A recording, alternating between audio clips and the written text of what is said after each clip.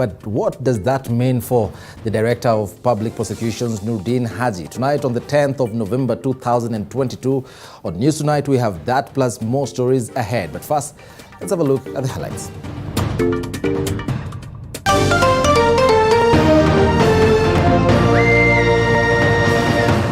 Tonight, civil society organizations now want DPP Haji charged for abuse of state machinery. We are also planning to go to court to have the ODPP held to account for the failure to provide public information under Article 35 of the Constitution. This is after the court withdrew a 7.4 billion shillings graft case facing DP Gachagua on Haji's request. There being no objection to the substantive application by the prosecution to have the matter withdrawn under Section 87A of the Criminal Procedure Code, the application is hereby granted. Azimio la Umoja and Kenya Kwanza legislators unite in threatening to go on strike if CDA funds are not disbursed. And fresh details emerge on how Pakistani journalist Arshad Sharif met his death, indicating that he may have been tortured and shot after the alleged missing vehicle had already been found.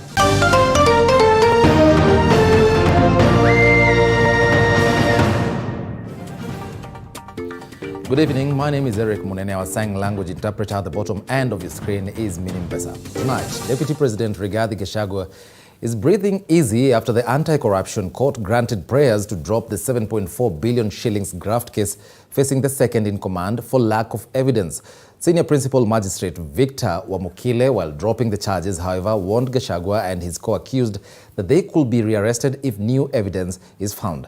And as our senior political affairs reporter Paulo Kamau reports, the heat has been turned to the DPP, with the civil society organizations saying that he should be charged for abuse of state machinery. Have a look.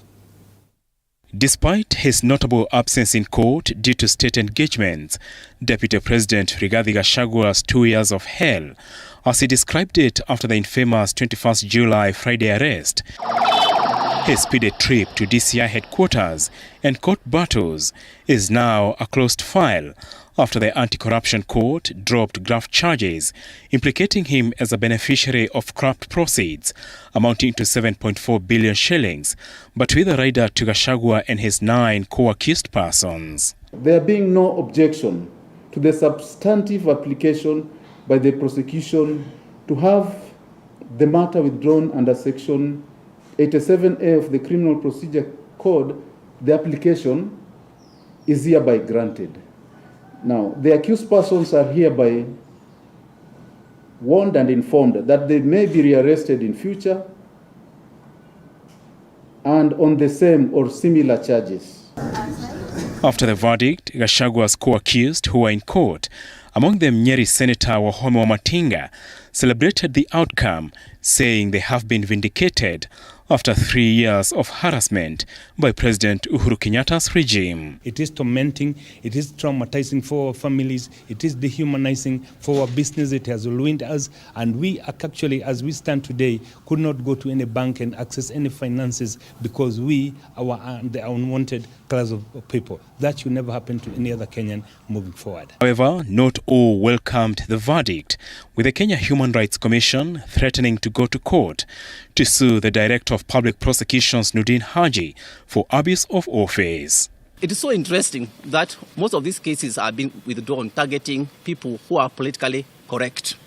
If the ODPP converses that then those cases were based on influence, then that borders on abuse of public offices, and therefore they have an obligation to explain to Kenyans then how that happened on their watch, under their watch. So the ODPP therefore needs to be able to account. Nderitu Gachagua, we know him as, is it Rigiji? The court's verdict, prompted by the Director of Public Prosecutions, Nurdin Haji, to withdraw the case, further directed Gachagua to be reimbursed 12 million shillings he deposited as cash bail and his passport, which was a condition for his release. The DPP and the DCI were not spared by the court after Senior Principal Magistrate Victor Wamukile wondered why the DPP, which is legally superior to the DCI, could press charges without enough evidence. The question that begs an answer at this juncture is how come in this matter the Director of Public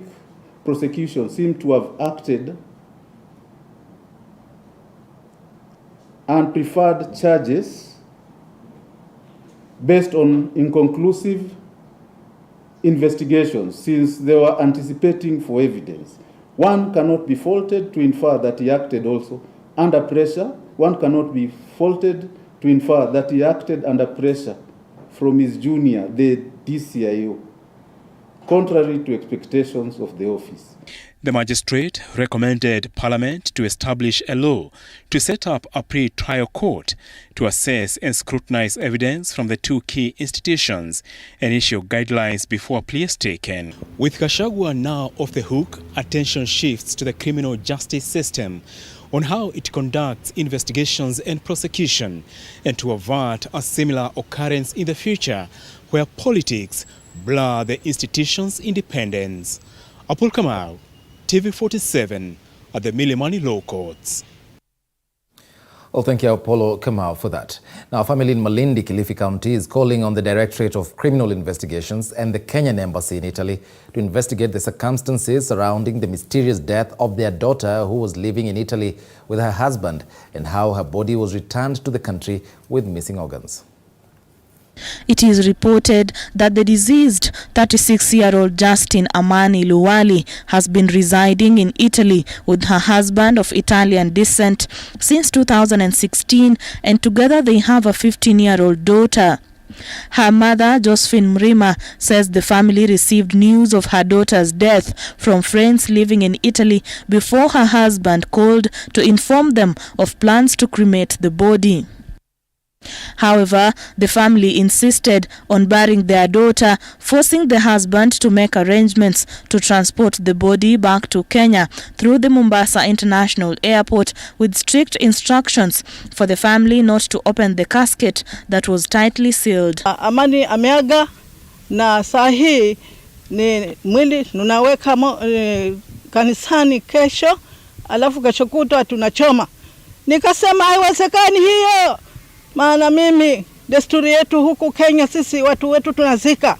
When the family noticed the abnormalities, they reported the matter at Marereni police station and ordered for a post-mortem to be conducted. Macho hakuna, ni kama vidude vilikuwa tu vimewekwa vya plastic. So na alafu kutoka sehemu hii hapa chini ya hii shingo mpaka chini kufikia hapa kwenye tumbo kulikuwa na hiyo kama kumesonwa. The post-mortem results had shocking revelations for them, detailing that the body missed important organs such as the heart, major blood vessels, kidneys, eyeballs and liver. However, the deceased's brother claims that his sister had confided in him that her marriage was on the rocks and divorce proceedings had not been finalized. We call vital organs, ambazo pia zinaweza kusaidia ama zinaweza kumuongoza daktari kupata ile sababu ya kifo zikawa haziko. Tuliongea mwezi wa 3. Kulikuwa na mipango ya waweze kuachana. The family is now calling on investigation agencies to unearth the truth about their kin's death and why some organs were missing from her body. Kwa hivyo naomba serikali hii ya Kenya itafute kifo cha mtoto wangu ili suluhisho lipatikane, washikane na wale wa Italiani kule, wafai pamoja, wapigane pamoja, wachukue hatua pamoja, washike. Kama shirika la kutetea haki za kibinadamu, tuna suspect ya kwamba kuna foul play katika kifo cha dada huyu ambaye anaitwa Amani. Kwa hivyo tutaomba ya kwamba DCI waendelee na investigation yao, na pia tutaomba Interpol ambayo tayari wameshapewa habari hizi waweze kufuatilia kwa undani ili tujue cause of death. Sylvia Nyongesa, TV47. Oh, it's saddening. Now, 8 police officers from the disbanded Special Services Unit of the Directorate of Criminal Investigations will be detained for 21 more days as investigators piece together what happened to the missing Indians and their Kenyan taxi driver. The court has also granted prayers which investigators believe will directly link the officers with the disappearance, as Flora Limuki now reports. Tonight, police believe they are moments away from corroborating the allegations against 8 DCI officers from the disbanded SSU unit that they are directly connected to the disappearance and subsequent death of 2 Indian nationals and their Kenyan taxi driver. This is after Kahawa Law Courts granted prayers to collect the officers' samples for DNA test, which will be run against items collected at the Aberdare National Park and believed to belong to the missing trio. The court has also granted prayers to subject their mobile phones to forensic analysis in order to prove that the officers in question were at the crime scene. Authorizing the investigating officers to forensically examine the electronic gadgets recovered from the respondents. In her decision, Chief Magistrate Diana Mochache ruled that there was no witch hunt in the case facing the officers, as the defense lawyer had earlier alluded, and that police had sufficiently proven that the matters being investigated are serious and need more time. The 7th respondent is released on a personal bond of 500,000 and shall report to the investigating officer as and when required. He shall not travel out of Nairobi without informing the investigating officers. 6. This matter shall be mentioned on 1st of December for further directions. The trio and taxi driver Nicodemus Mwania were last seen leaving a club in Westlands on July 25th and later said to be abducted near a hotel in Mombasa Road. We respect the decision, but we vehemently don't agree with the decision. In all the arguments we raised, just like the Supreme Court, none of the arguments was upheld. All of them were dismissed as hot air. The officers will be remanded at the police station have time and again denied any wrongdoing, claiming that they are being forced to implicate their seniors in the disappearance of the 2 Indians said to be part of the Kenya Kwanza campaign team. Flora Limuki, TV47. Our section of education stakeholders in Murang'a County are calling upon the government to foot all expenses associated with the implementation of competency-based curriculum. The stakeholders also want grade 7 to be domiciled in primary school, which they hope will solve the concern of learners joining secondary school when they are too young. As week 2 of the public hearings on the competency-based curriculum draws to an end, among the issues that stood out on the views Kenyans had for the Presidential Working Party on education reforms is the expense of implementing the new curriculum. Some of them want the government to foot all the expenses. They are supposed to look for some of the things that are required to do these practicals. Yet we are telling our parents that primary school and secondary, apart from where we have the boarding facilities or boarding schools, that education is free. So you find our parents have been given a lot of backlog or workload in terms of the expense, the time. We believe that CB is not a very bad curriculum, but it is expensive to the parents, to the teachers.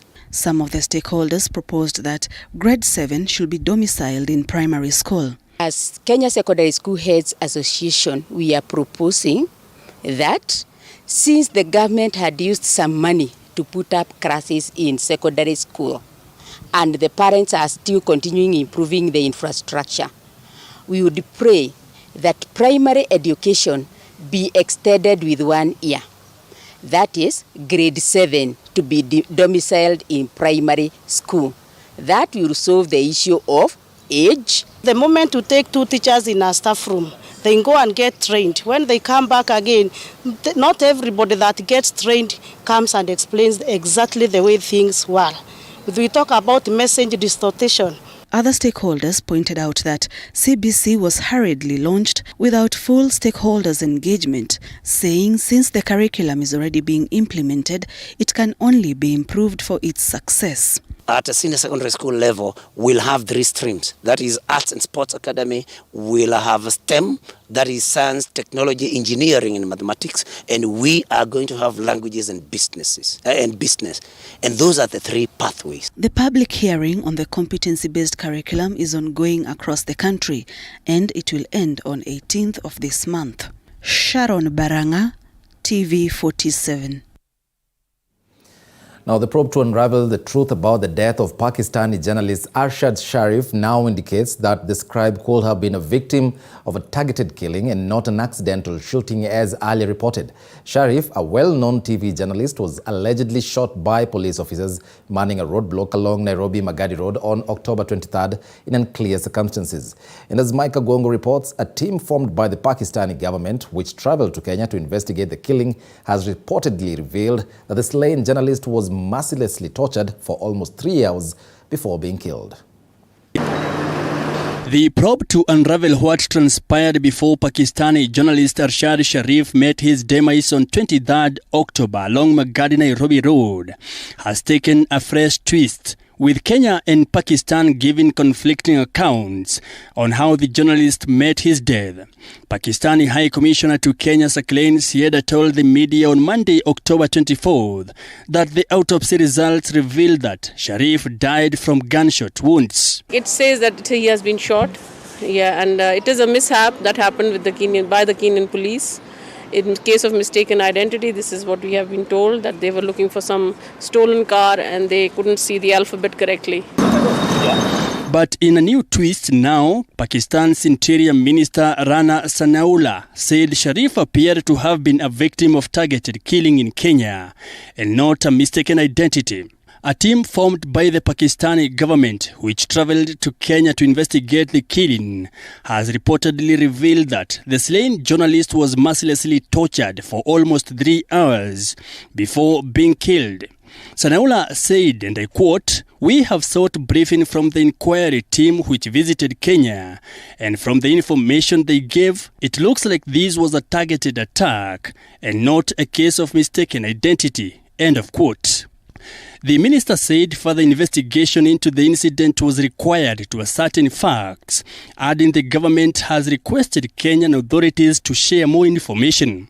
However, there was no immediate comment from Kenyan authorities. The probe further indicates that the vehicle which the Kenya police were looking for as it was carrying a kidnapped child was found some time before the murder of Arshad Sharif, and the owner had already informed the police about the recovery of the vehicle. The team formed to probe the killing comprised Federal Investigation Agency Director Adha Wahid and IB's Omar Shahid Hamid. The slain journalist was shot in the head and killed by police officers after, together with his driver, allegedly violated a roadblock, which was placed to check vehicles using the road. Early reports indicated that Sharif was traveling back to Nairobi from Magadi in Kajiado County with his driver when he met his death at a police roadblock. The car had been flagged down by officers, but they allegedly defied. According to Magadi police station report, the slain journalist was being driven by his host brother, Kuram Ahmed, on their way from Kwenya in Magadi. Mike Kagwongo TV 47, Nairobi.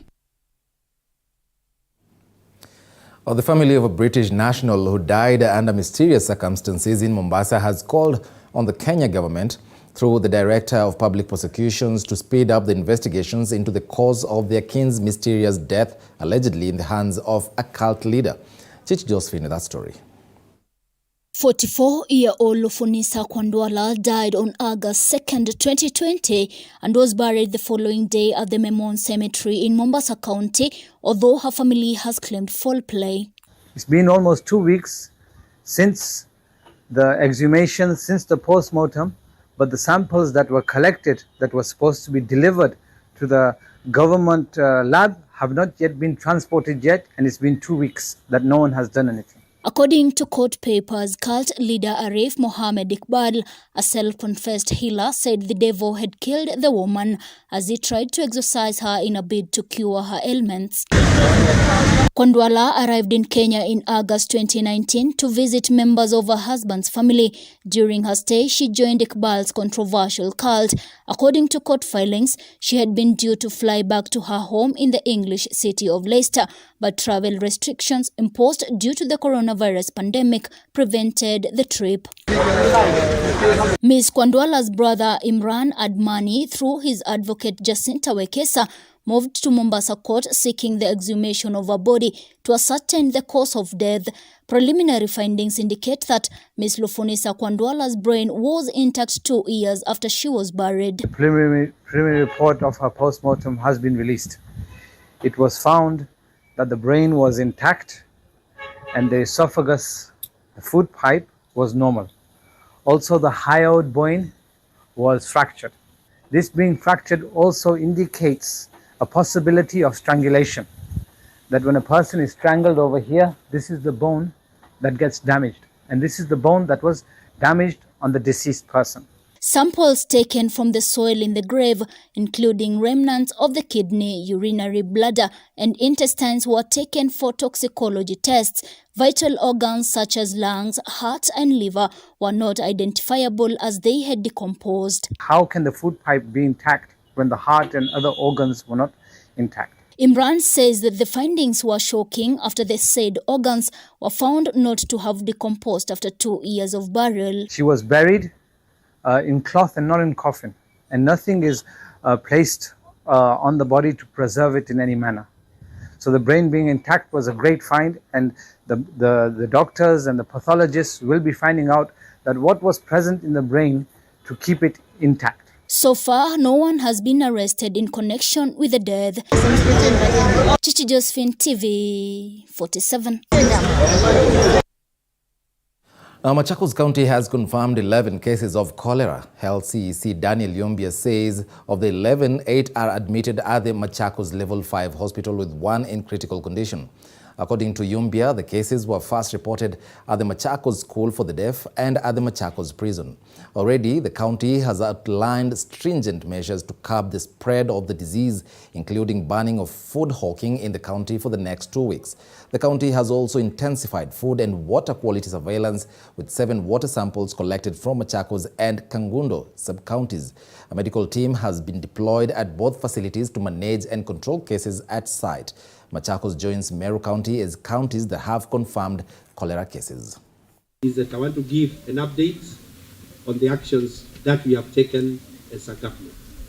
One is that active rapid response teams are available at both at the county level and at every sub-county level.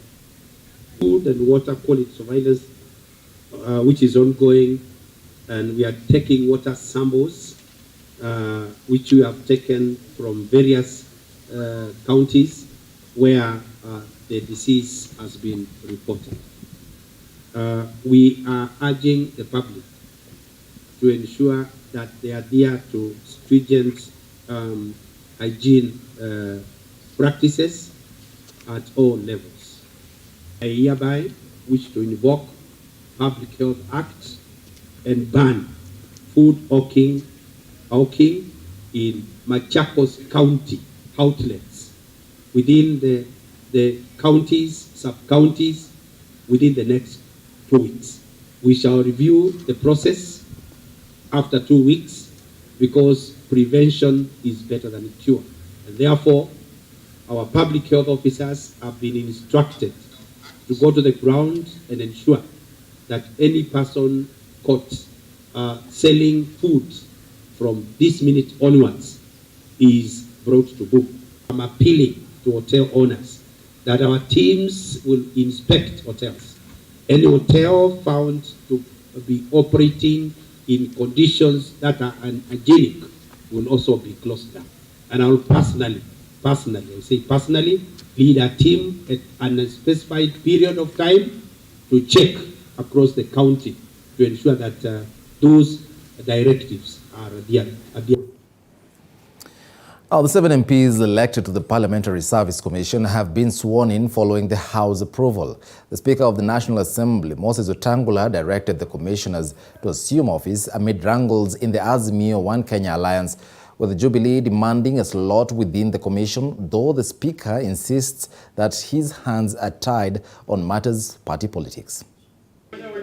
Wednesday's debate on who should be nominated to sit in the powerful Parliamentary Service Commission escalated in today's sitting after Speaker Moses Wetangula communicated the rejection of Fatuma Dulo's name to the commission and instead replacing her with Nyamira Sokongo Omogeni. These reasons, and as required by Standing Order 41 and 42, when I received this message, I instructed the clerk of the National Assembly to publish a supplementary order paper for the sitting of the House today, Thursday, 10th November 2022, in order for the House to consider and make an unequivocal decision on the appointment of Senator Eric Okongo Omogeni, SCMP. Jubilee members, without mincing words, telling off their ODM party counterparts and urging the Speaker to reject Senate's decision, insisting that was rightfully theirs, was taken away. The Speaker, on his part, insisting that he has no capacity to interfere with party's politics. Kubatilishwa kwa hoja hiyo katika bunge la Seneti si jambo geni. Na sio vile tunataka kuambiwa kwamba ni Seneti inabadilisha. Mheshimiwa Spika, hii imekuwa ni mazoea na tabia ambayo wamezoea ndugu zetu katika mrengo wa Azimio ambaye ni ODM kufanya siasa za udanganyifu. Mheshimiwa Spika, the method of marriages and divorce is very lucrative and people laugh a lot. Yeah? But you need to know what happens in people's bedrooms. So you see, when people bring names and discuss parties, when we don't have a right to reply, Mr. Speaker, this is very, very unfair. But of course, people don't make relationships on the streets. They make them in the bedroom. So we know that there's problems. We will go back to the bedroom and do the work properly now. Allow me to speak. So, Mr. Speaker, I will speak like that because the reality of the matter is we gave the name of Aluke. We also gave a different name altogether as one party. So we must have a clear direction from my party. If we are writing a letter, it should be one letter addressing an issue and not again going back and deceiving other people, Mr. Speaker. Earlier, Jubilee Party members of Parliament threatened to leave Azimio la Umoja Coalition Party if one of their own will not be allowed to sit in the Parliamentary Service Commission, accusing their ODM party counterparts of being selfish. ODM in Azimio, we joined willingly, and if they mistreat Jubilee members, we leave them willingly, because you have experienced firsthand the conmanship, the politics of deceit, and political banditry. Rules of engagement. At this early stage, we are seeing a complete disregard of the rules of engagement.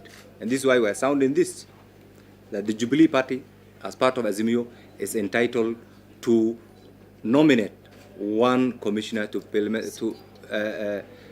Parliamentary Service Commission. If you look at even the numbers numerically, after ODM, Jubilee is the second largest party. So it's not something that we are begging, it's our right.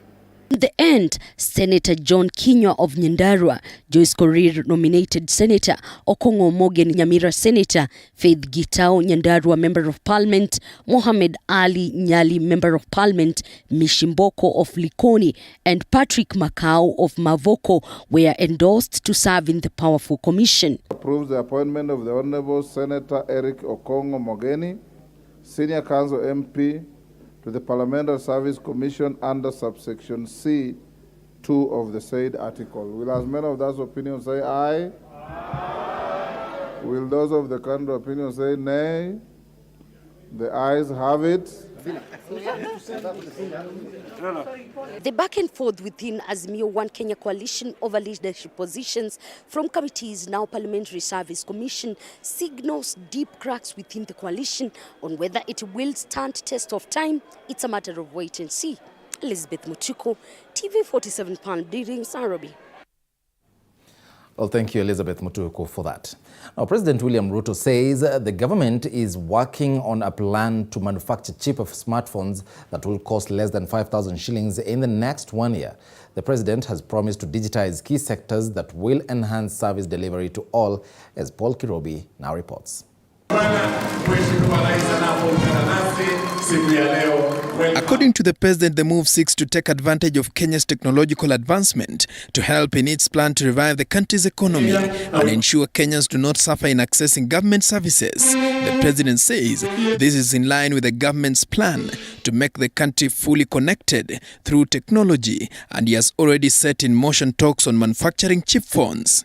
A smartphone that can make sure today the cheapest smartphone is 10,000, maybe 50,000.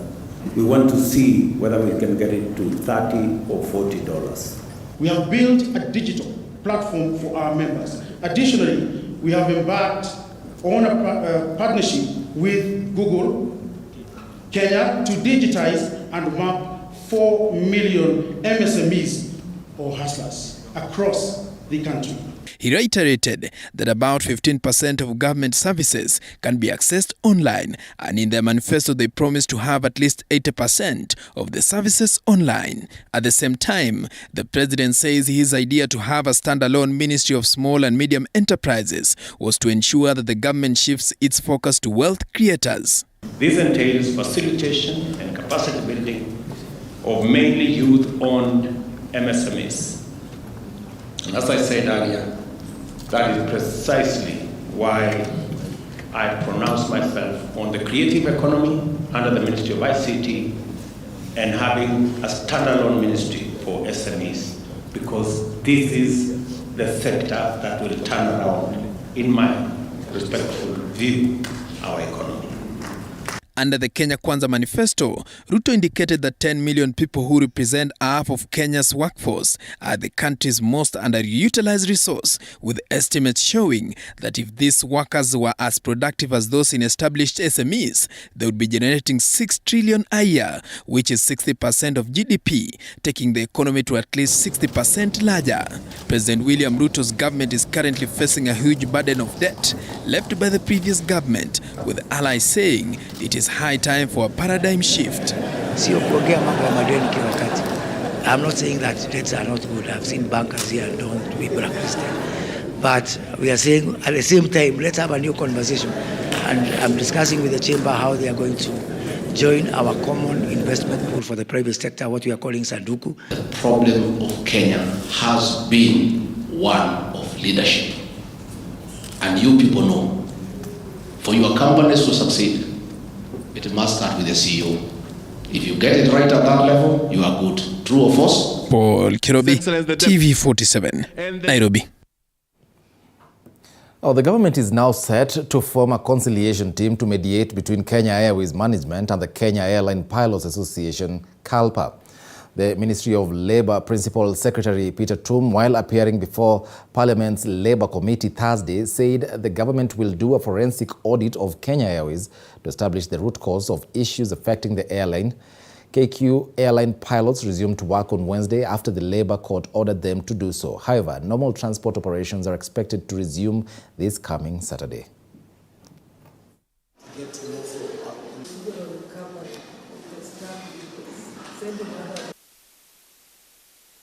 We are going to come up with a multi-agency team, and that is the advice we've gotten from the conciliator, that will be looking into the issues that the pilots themselves have brought in and were not able to agree with management. And now that we have that space for us to be able to discuss in a free environment, and think we will be able to get the solutions. And one of the solutions was for us to see to do a forensic audit of the organization and see what are these issues that cannot be sorted out. You know, Kenya Airways is under the Ministry of Transport, and therefore there will be representatives from the Ministry of Transport. We'll have representatives from the National Treasury. We'll have representatives also from the pilots themselves, the management of Kenya Airways, and any other party that we will think is very necessary to join us in that conciliatory process. Well, at 31 minutes past the hour, time now for a very short break. Don't go away. We'll be back with more.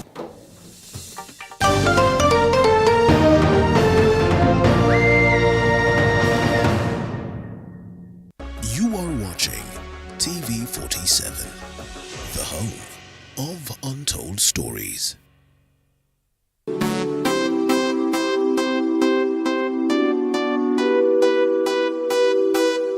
Discover a world full of opportunities, a place to build your skill and see the world in a different perspective. Sensei Institute of Technology is the home to the best practical courses, giving you hands-on experience to handle the world. We offer courses such as plant operator, plant mechanics, driving and trailer driving, CCTV and alarm installation, solar installation, electrical installation, motor vehicle mechanics and electronics, building construction technology, welding fabrication, roads and dam construction, hospitality courses, and many more. For you to join us, ensure you have your national ID card and be ready to enjoy the ride. Remember, my skills, my future at Sensei. Sensei College, my skills, my future.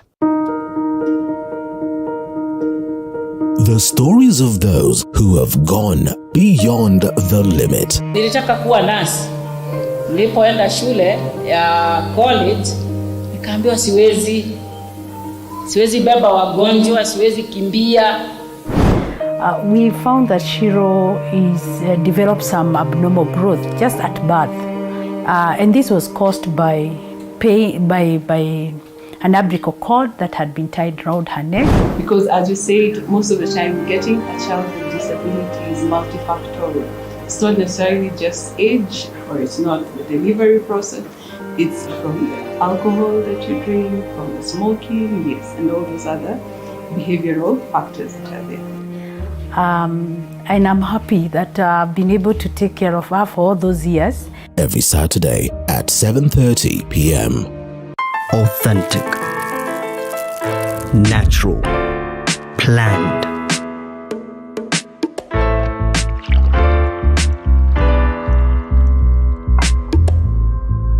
Transforming.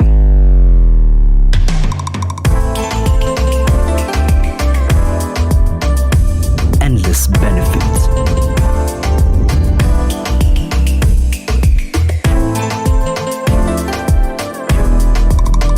Slaty, purely Kenyan. Buy now on Jumia or Amazon. TV47, the home of untold stories.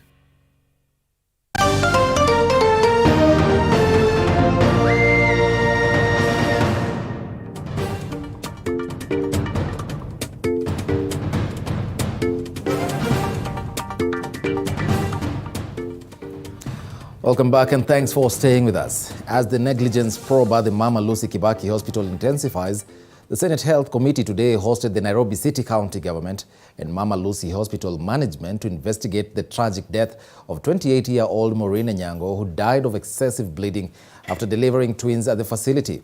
During the meeting, the Mama Lucy Hospital management gave its account of what transpired on the 5th of September when Maureen was admitted in the facility, as some doctors refuted claims that the patient died of medical negligence. Elizabeth Atieno now reports. The tragic demise of 28-year-old Maureen Nyango, who died after allegedly bleeding profusely just hours after giving birth to twins, angered Kenyans from all walks of life, and the Mama Lucy Hospital was at the receiving end of the public rage, both on and offline. This is after the late Maureen's husband, Robert Omondi, revealed that his wife died due to medical negligence at the facility. Nikawaita nurse, hebu kuja angalie this stuff, umtolee, alafu muangalie bleeding juu bleeding ilianza, nilingia kama bleeding ishaanza, akigeuka hivi na alikuwa anaona bleeding kwa bed sheet hiyo. Then huyo daktari akanipeleka hivi, hakusikiza. So nikamwambia the second time, hebu kuja utoe, akaniambia just remove that thing peke yako. Nitoe peke yangu hiyo kitu. So with hiyo courage nikaitoa, nikai close vizuri, nikamstretchia mkono juu. Today, the Mama Lucy Hospital management appeared before the Senate Health Committee, where they refuted claims of medical negligence. According to Mama Lucy Hospital, Maureen was admitted in the facility on the 5th of September at 10:45 p.m., but her blood pressure was very high until 2:31 a.m. We've said that CCTV footage will answer the rest of the questions that we are talking about, whether there was blood dripping from the hand or from down, and whether the babies were soaked, because the babies were lying with the mother, whether they were soaked in blood. We shall see those ones in CCTV. I would not like to answer that part. Doctors then took Maureen to the theatre at 6:45 a.m. on the 6th of September and commenced the surgical procedure at 7 a.m. on the dot, a revelation that left the Senate Health Committee with more questions than answers as they tried to understand why the doctors took hours before performing the surgery. And Dr. do you keep a patient in this state for 6 hours before you do the CS section? 6 good hours. Is that normal? That is normal. And if you are going on record, that's normal? That's normal.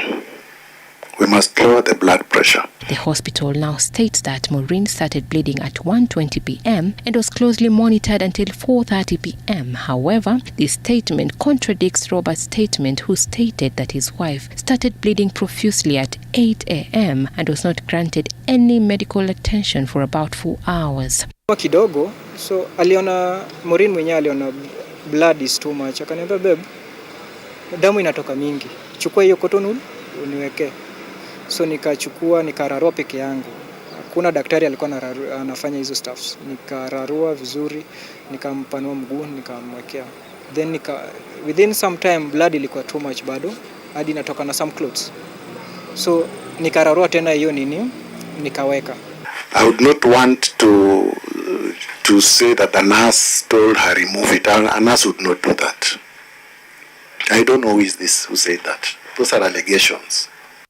And when Maureen's situation got worse, the hospital decided to transfer her to Kiambu Level 5 Hospital, since the family lacked the 200,000 Kenyan shillings needed by the Kenyatta University Referral Hospital. We want confirmation, because they have told us they called KNH, there was no ICU bed.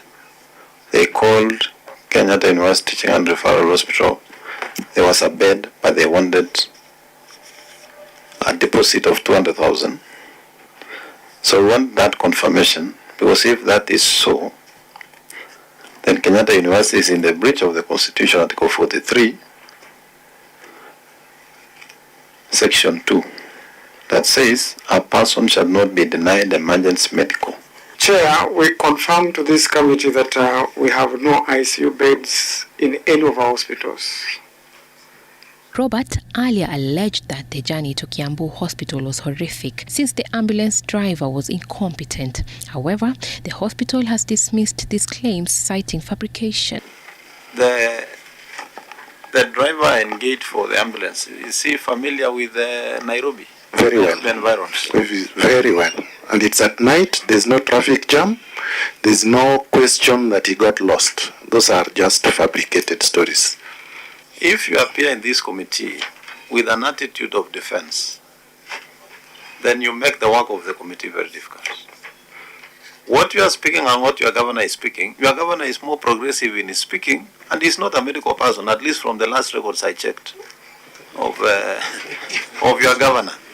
The Health Committee now wants the Mama Lucy Hospital to present a CCTV footage that captured the entire time when Maureen was receiving treatment in the facility, further urging the Nairobi County government to thoroughly look into the county's ailing health sector. What is the plan? Where are you stuck? Why is the ICU wing at Mama Lucy not open? How can this committee help you?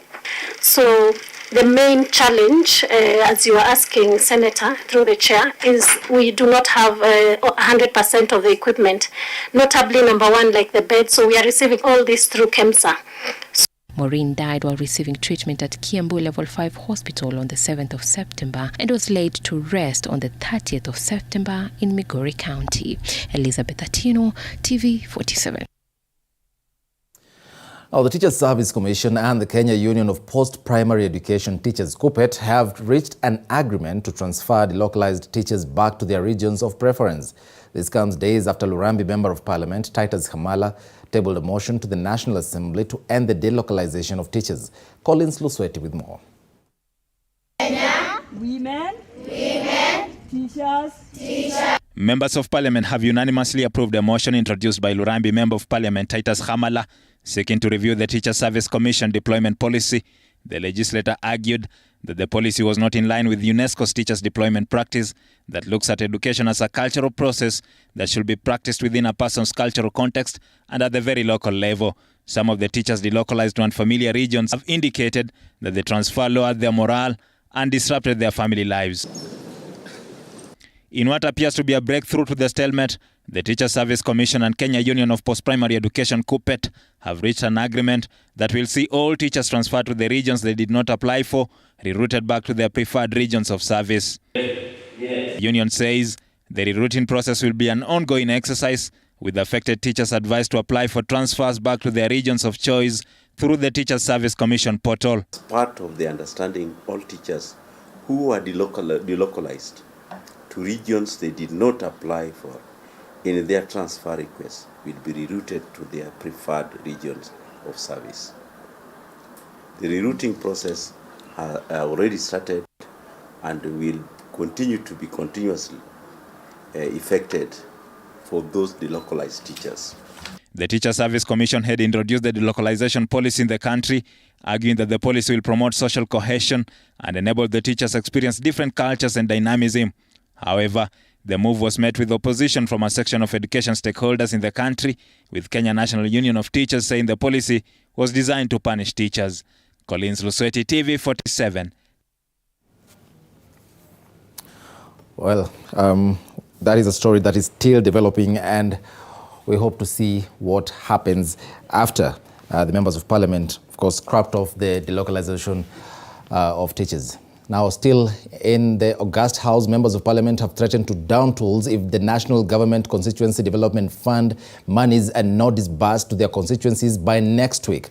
The Minority Leader, Opiyo Wandayi, asked parliamentarians not to engage in any business of Parliament if the funds are not disbursed. Wandayi asked the Speaker to direct the Majority Leader to engage the National Treasury Cabinet Secretary Njuguna Ndung'u to know when the funds will be released. His counterpart, Majority Leader Kimani Ichung'wah, agreed with his sentiments, promising to engage the executive in an effort to unlock the impasse. Ichung'wah says matters of NGCDF and the National Gender Affirmative Action Fund are very sensitive, not to the MPs, but the populace that they represent. Nobody has told us why no money is being disbursed. Previously, we are made to believe that it was the previous or the former cabinet secretary who was adamant. But since this House approved the appointment of the substantive cabinet secretary, that's Professor Njuguna Ndung'u, would I be in order, Mr. Speaker? Therefore, because we know the committee, the relevant committee is still at its formative stages, would I be in order to ask you, Mr. Speaker, that this matter be directed to the Leader of Majority, that he engages with the executive, and in particular the cabinet secretary responsible for National Treasury, by next week at the very latest, to make an equivocal undertaking as to when the first disbursements of the NGCDF funds are going to hit the accounts of the respective constituencies. And may I also dare say, Mr. Speaker, and this is no empty threat, that myself with the sentiments of the Leader of Minority, that matters to do with CDF, Honorable Speaker, and the National Government Action Fund, which is ably patronized by our county MPs, Honorable Speaker, are matters that are very sensitive, not to members of Parliament, but to the people that we sit here to represent. And there is nobody in the executive who should imagine that you are doing any member of Parliament. Now, President William Ruto chaired the first cabinet meeting of the 5th administration, during which key issues came out. Top among them include the scale-up of humanitarian relief intervention as the drought situation continues. On matters education, the cabinet acknowledges the existence of the Presidential Working Party on Education Reforms and stating that the CBC assessment will be held on the 28th to 30th of November, running concurrently with the KCPE examination. The Cabinet also ratified the rollout of the Hustler Fund program on the 1st of December. The Cabinet also agreed to provide funds towards the completion of all stalled projects.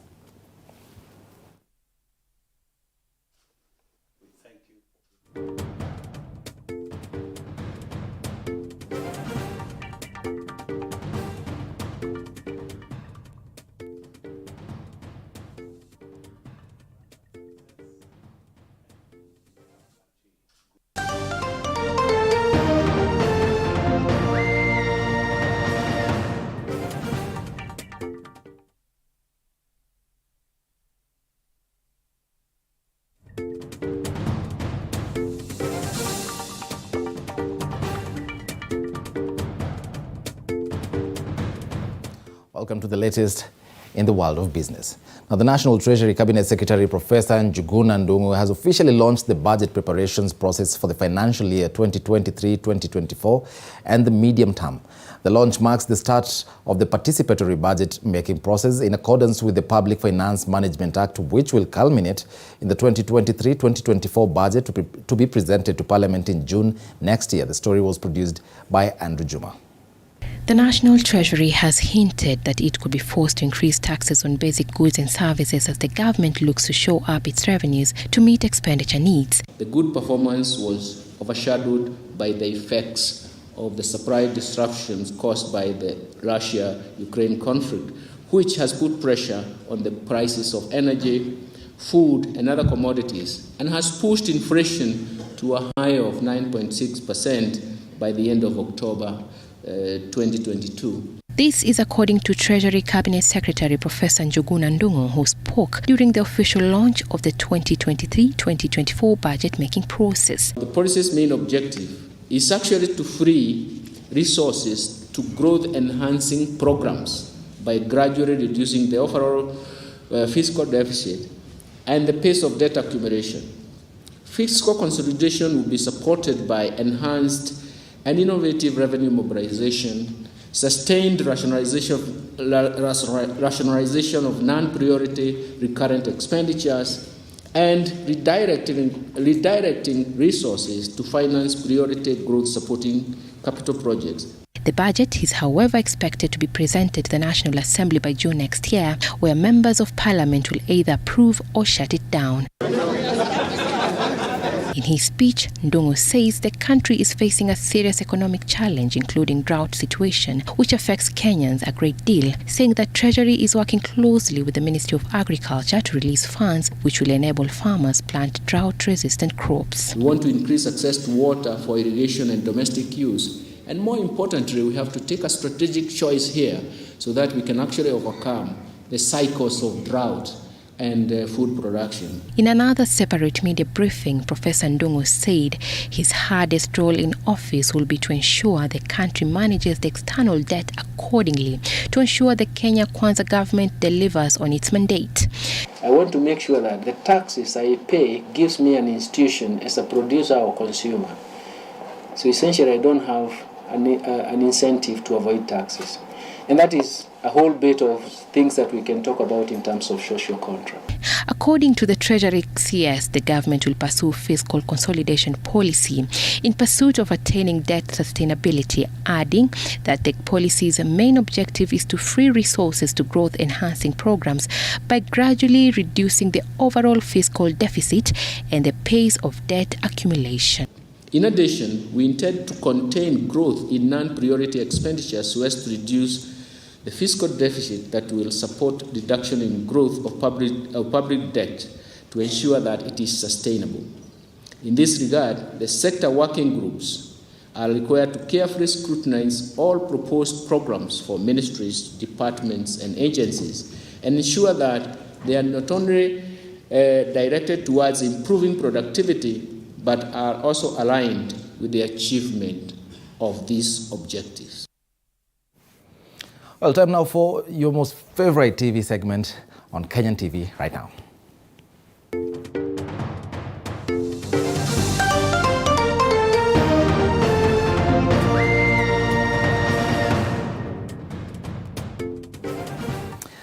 So this week, the British Prime Minister Rishi Sunak met President William Ruto at the sidelines of the COP27 in Egypt, and the two agreed on a number of key projects which will see Kenya benefit from projects worth 500 billion shillings. Many Kenyans got excited when he was appointed Prime Minister, with many suggesting that he was indeed a Kenyan. But is that so? A tweet by the official Twitter handle of the Democratic Action Party of Kenya, DAPK, for instance, congratulated him as a Kenyan born in Kitale. But the truth is, Sunak's father was born in Kenya and his mother in Tanzania. Sunak was born in Southampton to parents of Indian descent who migrated to Britain from East Africa in the 1960s.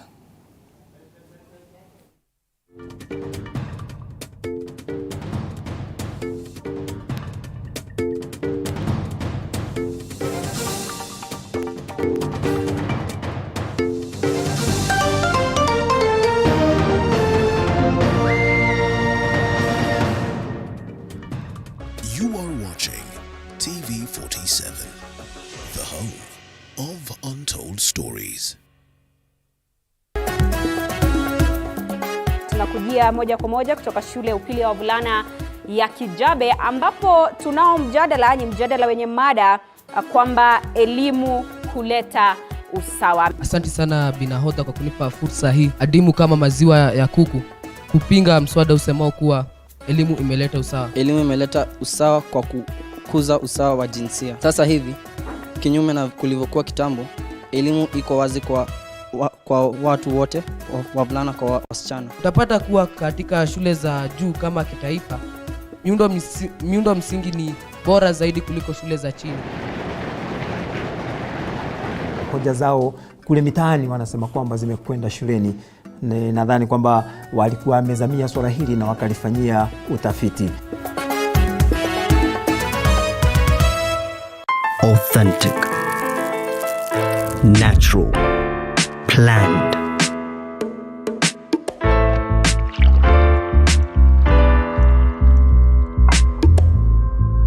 Transforming.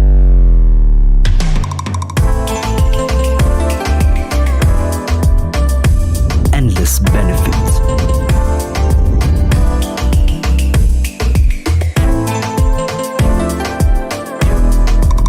Slaty, purely Kenyan. Buy now on Jumia or Amazon. You are watching TV47, the home of untold stories.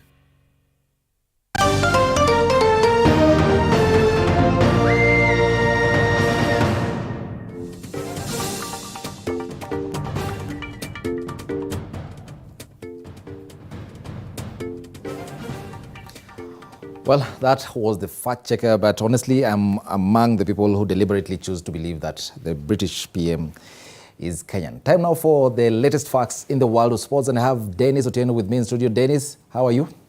I'm very fine, Eric. I like the fact that you said you choose to believe that the British Prime Minister is Kenyan. I mean, another personality in the country that might actually have, a little bit of changes in terms of citizenship is the tennis ace Angela Okutoyi. Well, I tell you what, tonight we have a story on her. The reason why I'm saying that is because starting January, she will be playing or continuing progressing her career in tennis from the United States of America. So a little bit later on, we'll be having such kinds of conversations. But tonight, we will be telling you about the National Boxing Federation League. We'll be telling you the results registered in that competition. Also, the Women's World Tennis Tour and all it entails and what to expect when it kicks off in the country later on this month. But to start us off is Matters Boxing. Now, 11 teams comprising of 98 boxers from various clubs all over the country are participating in the ongoing fourth leg of the National Boxing Federation League in Mombasa. Currently, Kenya Police is leading, followed by the Kenya Defence Forces. The participants, who are collecting points in a bid to win the overall title at the end of the competition in Kisumu, pointed out that lack of sponsorship has been hampering the growth of boxing in Kenya, as they urged well-wishers to come on board and support boxers. Speaking during the tournament, coaches of various teams expressed the excitement over the growth of boxing in the country, as they said they intend to restore Kenya's lost glory in boxing. Really mchezo hujakuwa mbaya, mchezo umekuwa poa na jisipoa kabisa. Ni siku ya kwanza Mombasa, bado tunang'ang'ana na mambo ya climate ya huku. Sina toka Nairobi, kuzoea climate ya huku, lakini so far tuna cope. Really trying to cope. So for a start si mbaya kwangu leo. Nimeanza na win, knock out mtu the first round. So na expect by kesho probably body itakuwa imeingiana na weather ya huku. So as from tomorrow, games zote za from tomorrow paka maybe Saturday zitakuwa best kabisa. Nafurahia talenti zetu ambazo tuko nazo na kiwango kile cha boxing ambacho tunacheza cha hali ya juu. Si ushindi peke yake, lakini ule mchezo mzuri ambao unabadilisha picha ya boxing ya nchi yetu ya Kenya. Urudi katika pale ambapo ulikuwa huko. Boxing ni mzuri, boxing tamu. Boxing bila kuumia. Boxing yenye kuonyesha kuwa inaweza kwenda pale nje na ikaenda ikafanya vizuri zaidi. Meanwhile, Posta Rangers players and officials were earlier today taken through lessons on the integrity of football by the Football Kenya Federation Integrity Officer Mike Kamure. The team was educated on what match fixing is, why it is critical to protect football's integrity, and how to recognize, resist, and report suspicious incidents. Posta Rangers Assistant Captain Suleiman Osman urged his fellow players to comply with the integrity laws of the football game to eradicate match fixing and help grow Kenyan football. FKF has previously held sessions with Bandari, Kariobangi Sharks, Tusker FC, Ulinzi Stars, and KCB, while Gor Mahia and Kenya Police scheduled to have session on Saturday and Monday respectively. On-field things or even outside the field or outside the field, the kind of things that they do, especially on match fixing, and taking them through now the process of how the disciplinary measures that as a federation we take or will take once we find someone culpable of issues around match.